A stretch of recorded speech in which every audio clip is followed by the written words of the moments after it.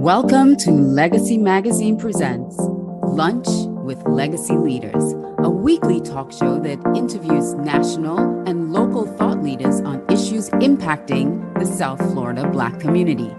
Now introducing our host, Chris Norwood.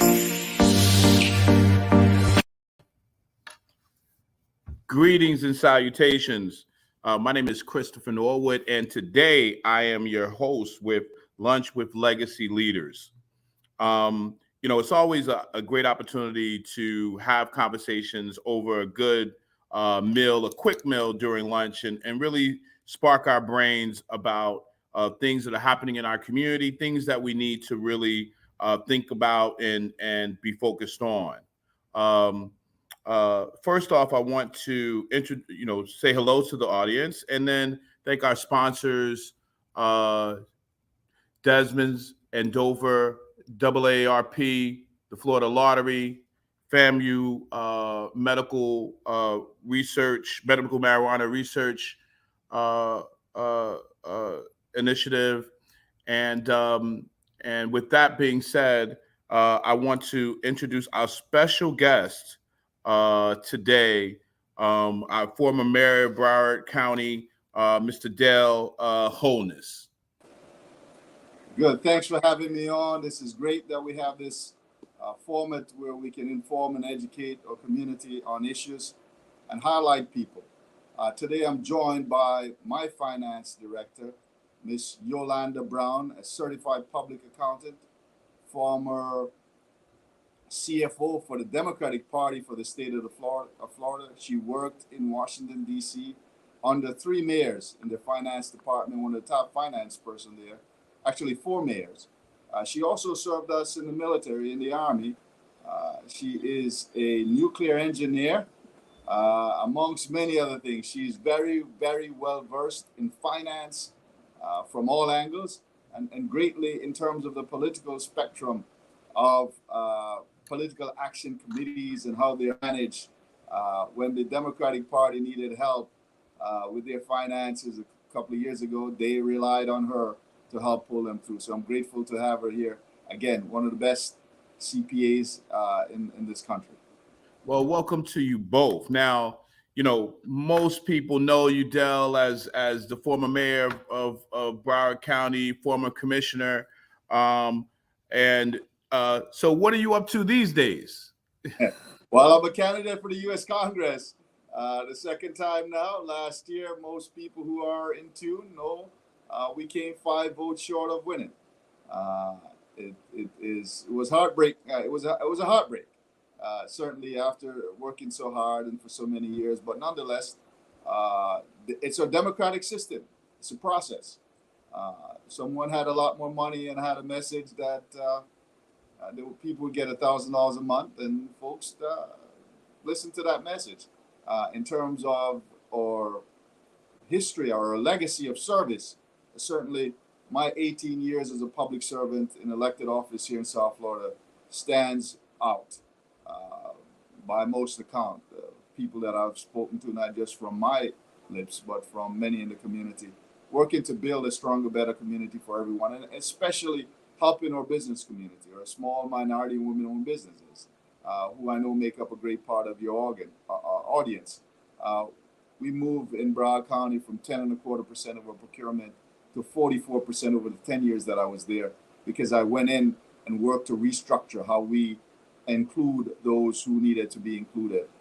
Moving our business opportunities from that 10.25% to 44% took a lot of work, but it was $136 million while I was mayor in 2020. And Yolanda actually is one of the beneficiaries of that. So she'll talk a little bit about herself and business and the opportunities that she have utilized to help people in Broward County. Well, before we go there, I want to talk about some national issues. Yes. You're running for Congress. Absolutely. And I think we are all very well aware of the closeness of your race. It was a very exciting period of time where people were closely watching what was happening, especially in Broward, but people in Miami-Dade and all over South Florida was very engaged in it. But but let's talk about Congress, because that is the office in which you want to achieve. Absolutely. And there are a lot of things happening in the world today that I think that our listeners would like to know your position on it. It may be different from who the person who is currently in that seat, maybe not, but I think we want to know what your position on these things. So in the area of gun control, there's been a lot of discussion around the current mass murders that we've seen, and Biden has expressed the common theme about various ways in which to curtail loopholes in our system and access to guns. And there's been a monumental shift in the Senate as it relates to even thinking about from the Republican side, or bipartisan, I should say, thought process to change the laws. And I would love to know what, and I'm sure the listeners would like, and the watchers would like to learn what your position is on those sort of issues. Certainly, if you look at the deaths for our teens and young people today, the largest number of deaths are caused by gun violence. 29% of teens and young people who die today in America die because of that. So it's a serious issue. It's something that we must reform. We must change. We have to look at how we get to where we are. The Second Amendment says, yes, you have the right to bear arms. But back in those days, the arm that you bear was a musket that you had to load, put the gunpowder in and fire. Not these weapons of mass destruction, AR-15 that can put so many bullets out before you blink an eye. That is meant for the front line in war, not for someone to have in their homes. And you look at who the people are that are causing these problems, and they're young people, teenagers.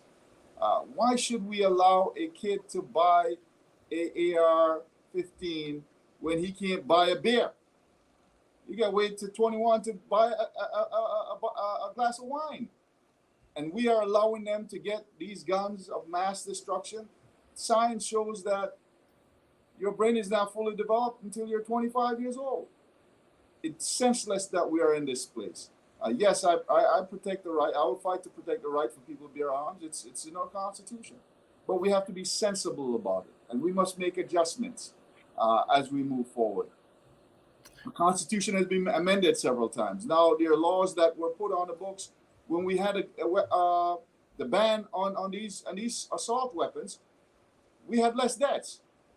Florida actually enacted something that the Senate is considering, and that's the red flag law that says if you have mental illness, if you have threatened someone with violence, that you ought not have a gun in your hand, and that can be removed. That's something that we must do. We must increase the age for these young folks to get these weapons of mass destructions in their hands. We must do universal background checks across the country. I heard this morning someone from New Jersey, the governor, spoke that most of the crimes that are committed with guns in his state comes from out of state. So we need to find a uniform way across this country, and the U.S. Congress, the Senate must act in order to save lives, protect our children, protect our communities. We can't continue to have these senseless killings of our people in our communities.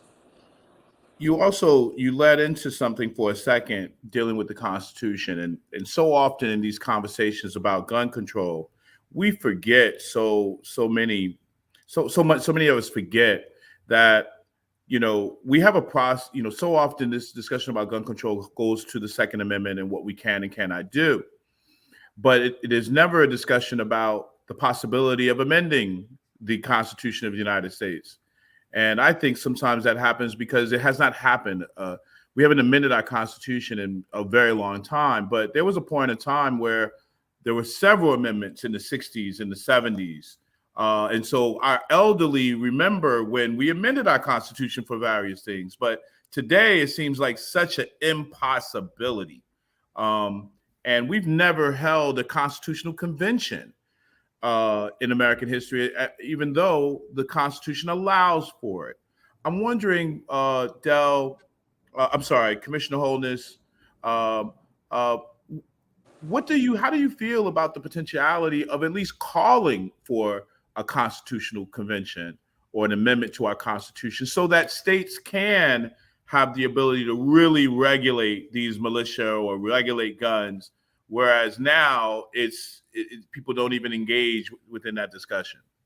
I certainly, what was written 200 plus years ago uh, is not the same as today. The way life was 200 plus years ago, when we had horse and buggies, now we have not only jet planes, we can go to the moon. Folks back then would never thought of that. So we must adjust as human beings, and that's what has kept us in dominance over this planet, is that our ability to adapt. Dinosaurs couldn't adapt; they died off. We ought not go that route. So yes, we should do that. You know, the last amendment that we tried to pass was the Equal Rights Amendment for women, and we still didn't get it done, right? So that's something that should be right there on the table that we should look to do. So yes, I'm for that. There's a lot of things that we ought to adjust for equality and equity and equal opportunity for all. When we started off, blacks and Indians were considered 3/5 of a person, pretty much, just for numeration, just for the census, not even to have any rights.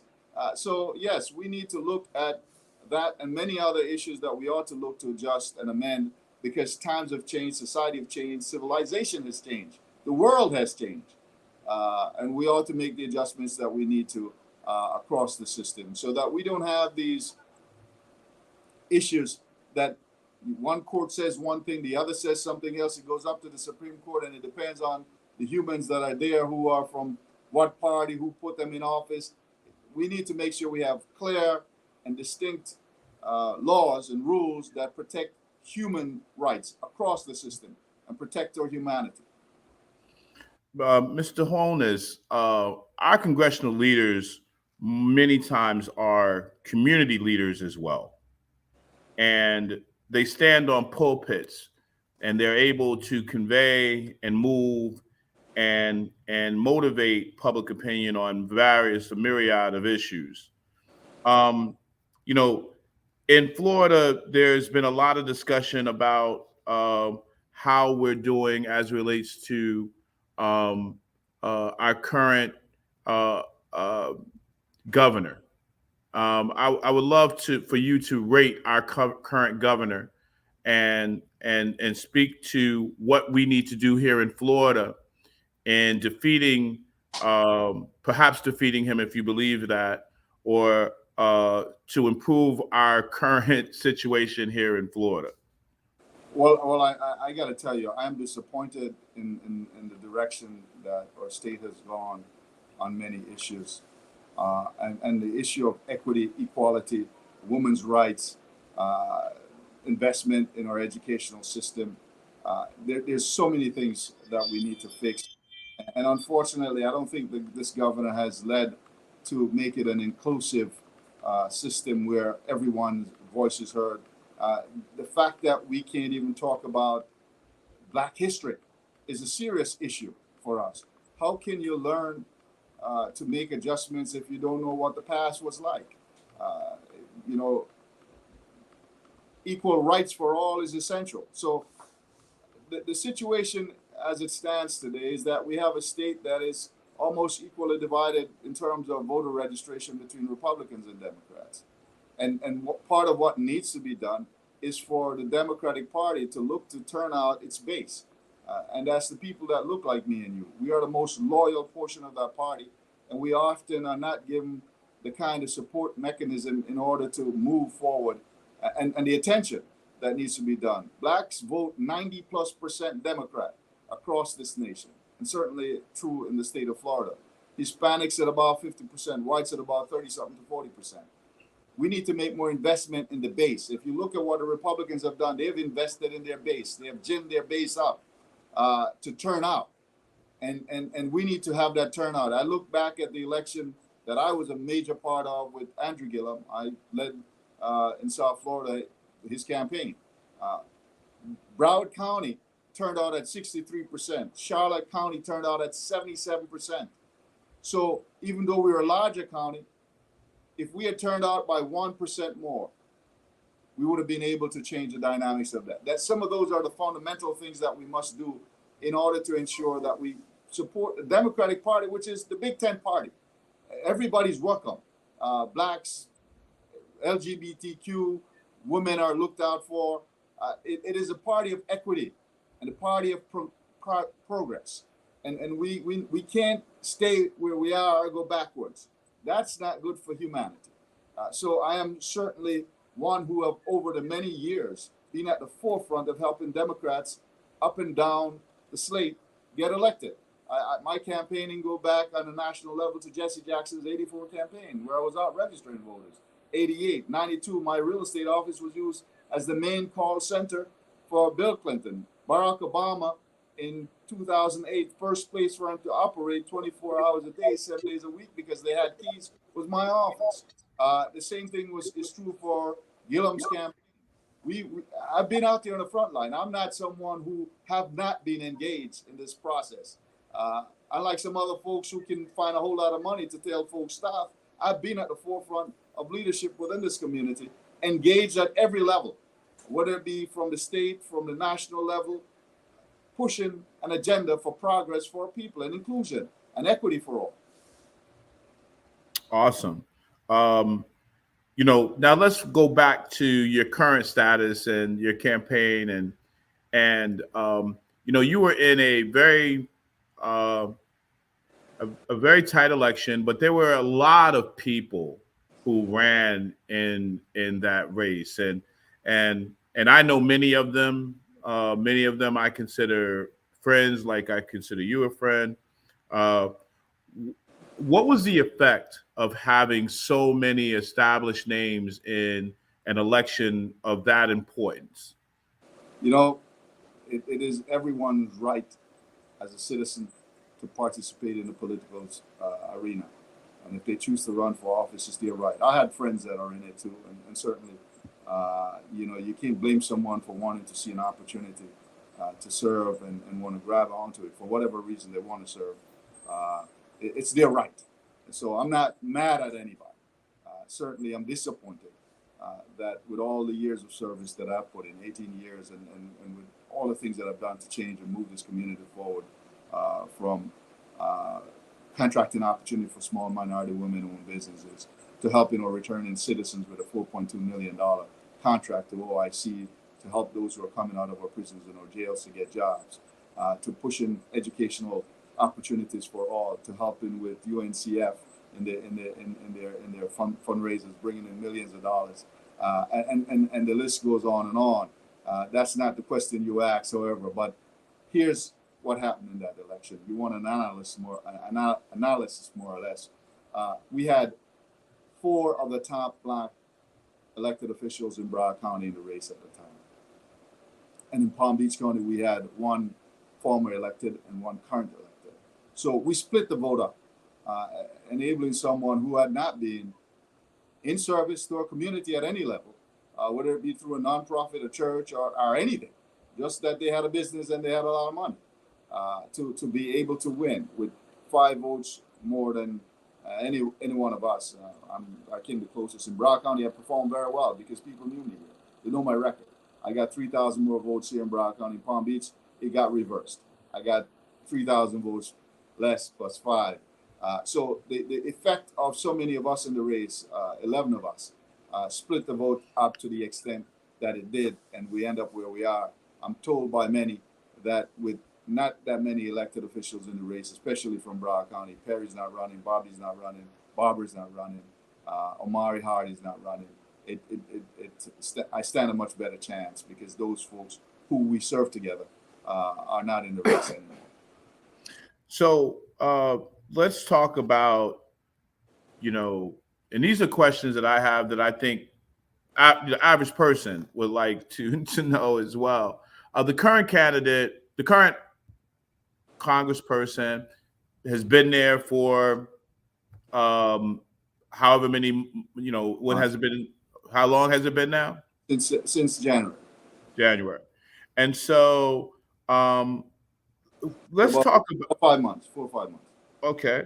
Let's talk about the person who occupied that seat before, and let's talk about what have you seen done by the current occupant from January to now. Is there a are there things that person has done that contrast with what perhaps you would have done if you had won that election?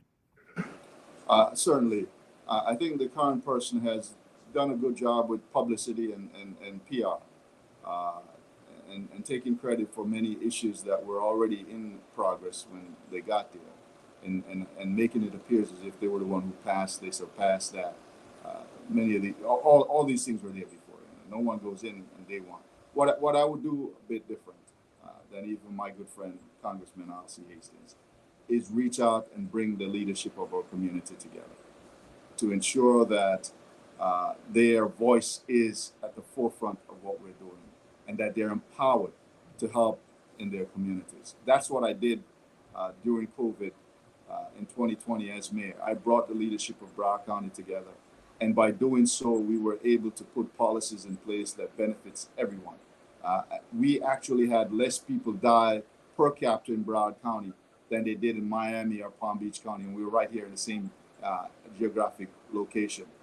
We had less deaths in Broward than in Palm Beach County that has 500,000 people, less than we do. So we were very good at that, and that's something that I believe we need to do. And this seat, let's be frank, this seat is there to ensure that the Black community have a voice. You're not just serving Black people, but it is there for that more than anything else. That's what this whole issue of ensuring that Voting Rights Act was in place to bring people in who have been left out. So I would be I have been and will continue to be a very strong voice for our communities that have been left behind and left out. And a big part of what I think needs to be done is to do that. I was chair of the Broward Black elected officials from 2015 through this year, January, and put together a Broward Black action plan that seek to ensure that we have equity and opportunities in most areas of life, in terms of the economy, education, in terms of justice, in terms of transportation, the whole gamut of life. Because if you look at the life of people in America, you'll find that the Black community have been left out, oftentimes locked out and even locked up. You look at our criminal justice system in the state of Florida. Blacks make up 17% of the population, yet we are 47% of the people in our prisons. There's something very wrong with that. So there's a tremendous amount of issues that not just one person, but the whole community have to come together to fix. And I passed last year at the county a racial equity ordinance to create a task force to look at how we are more inclusive. That task force will look at systemic racism and how it is robbing us, not just Blacks, but everyone in this country.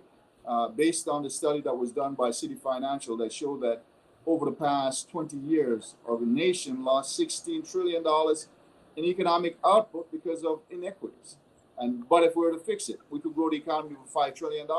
Those are things that we must bring the whole system, the whole community together. So that would be a big part of what I'd be doing more of, is bringing people together more and galvanizing their support.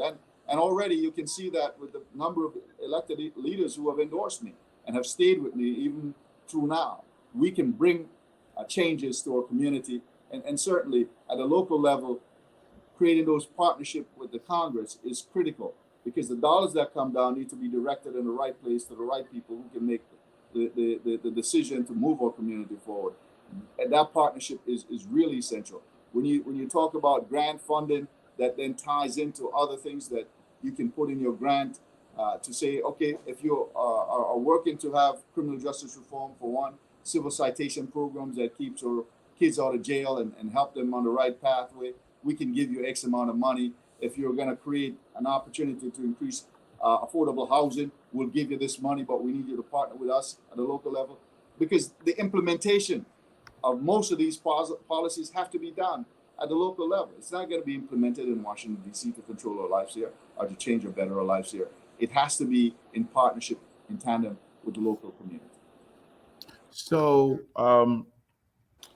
uh, I know you have Miss Brown here, and and I'm assuming that she joined you to answer any questions from people relating to financial issues or what have you. Um, I mean, if she would like to say anything, she's more than welcome to. But I have one last question before we close out. No problem. Yolanda. I have the most important statement that I think of the whole broadcast is continue to vote and support Holness for Congress. And I'd like to encourage everyone to go to www.holnessforcongress.com. Yes, and you can donate there, you can volunteer there. No, that's why I have her on, right? And that's really the most important thing that I need to say is that we need your support to continue the fight, to continue to build, to continue to strengthen our community and make our community a better place and create prosperity that reaches everyone. Absolutely. So my question is back to um, the the dynamics of your effort and the way that people, the impact that voter turnout has and who is elected. I believe you ran in a special election Yes. the last time, and I'm assuming that the voter turnout in in August will be a lot more robust. Maybe not that much more robust, but way more than what it was. Do you feel as though that's going to help you, or perhaps help the now incumbent? How do you feel about that? I certainly believe it will help me. In the special election, 45,000 people voted. In the upcoming election, we expect 90,000 plus, about 30% of the votes within the Democratic system. Those who are registered as Democrat, we expect about 30%. Last time it was about 15% of 45,000. So that will certainly help me. Also, the fact that I'm now more in Palm Beach than ever before will help also. Last time, as I said, I got 3,000 more votes here in Broward County than anyone else. In Palm Beach, we weren't there as present as we could have been. I mean, people in Broward County know me, so I need to make sure that they get to know me more in Palm Beach. Redistricting also put more of the district in the area that I served for 18 years as an elected official. So that will help there also. So there are many factors that are at play that will help. I believe we're pushing to get the voter turnout that we need. We're pushing to target those voters that we need to get to come out, and I feel very good about where we are right now. So as we close out, I'm going to allow you a minute to make a statement. You've made your statement about where to visit your website, the importance of donating. If you want to repeat that again, that's totally your choice. But I'm going to give you a minute to close us out. All right, so let me say this. There are a lot of issues still on the agenda. We need to work to find a way to ensure the student loan debt that so many of our young people have doesn't burden them for the rest of their life. We need to invest in communities that have been left behind. And there are mechanisms that are now in place that we need to adjust at the federal level. The Empowerment Zone Act could now be utilized to put more dollars into low-income, high unemployment zip codes and zones. Your destiny shouldn't be determined by where you were born. And unfortunately, that's the case too often in America. We can put more dollars there for early childhood education to help our small minority and women-owned businesses in these communities, to ensure that we have more money going into education, healthcare for those people who are without proper coverage. Because if we help our people become more healthy, they become more productive. And we must, in America, empower every person to live to their fullest potential so that they can produce more for themselves, but in so doing, create greater prosperity for our entire nation. That is essential to what we must do. We must come together as a community and work together because, listen, we're all in this together. We're all in the same boat now. Paraphrasing a little bit of Dr. King's quote, we are all on this ship together. We're all in this boat together now, no matter where we came from, what our background is, what we look like, how we love, or any of that. We must work together to ensure that we continue to strengthen and build this nation with prosperity for everyone. There's too much at stake for folks not to get engaged. Examine the issues. Pay attention to who has done what, who's been out there at the forefront. Don't just show up and vote by name because you saw a name somewhere. Do a little check and bring your family and neighbors in. Talk to them if you're more informed and educated as to the issues that we face. Too often people do that. So there's a lot at stake. We got to look out for our seniors, but please go to holnessforcongress.com. holnessforcongress.com and volunteer, donate. You can learn more about me there also and see what we've done over time to help build and strengthen our communities. It's been many years of service, not only as an elected official, but as a community leader with the Kiwanis, with Boys and Girls Club, with so many other entities that I've engaged with over time to help strengthen our community. Thank you so much for having me. No, thank you very much. And we look forward to hearing more from you. And we also are going to have Chevron Jones next week talk to us. And we're also going to have, I've told by our producers, Miss McCormick as well. So so long and until next time. Thank you so much for the time. Appreciate you.